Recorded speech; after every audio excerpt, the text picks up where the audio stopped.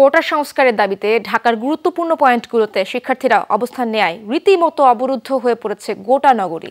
সৃষ্টি হয়েছে তীব্র যানজট। এতে বিপাকে পড়েছেন জরুরি প্রয়োজনে ঘরের বাইরে বের হওয়া সাধারণ মানুষ। গন্তব্যে পৌঁছাতে বেগ পেতে হচ্ছে তাদের। রাস্তা অবরুদ্ধ থাকায় পায়ে হেঁটেই গন্তব্যের উদ্দেশ্যে রওনা দিয়েছেন কেউ কেউ। এতে সবচেয়ে বেশি ভোগান্তিতে পড়েছেন নারী ও বয়স্করা। তারা বলছেন, রাস্তা অবরোধের কারণে নির্দিষ্ট সময়ে গন্তব্যে পৌঁছাতে পারছেন না তারা। ভোগান্তিতে পরিবহন শ্রমিকরাও। তারা বলছেন, ঘন্টার পর ঘন্টা রাস্তা অবরোধ থাকায় যাত্রী পাচ্ছেন না তারা। নতুন বাজার এসে অ্যাপোলো গেট দিয়ে বের হওয়ার পরে ভাবলাম যে যেতে পারবো, এখন তো ওদিকেও আটকা। হসপিটাল থেকে এই অবস্থা, এই রাস্তার পরে জ্যামে আটকায় রিস্কায় আসলাম। আমরা তো ওদিকে যেতে পারতেছি না, ওদিকে যেতে পারতেছি না, এদিকে যেতে পারতেছি না, মাঝখানে আটকা পড়ে আছে।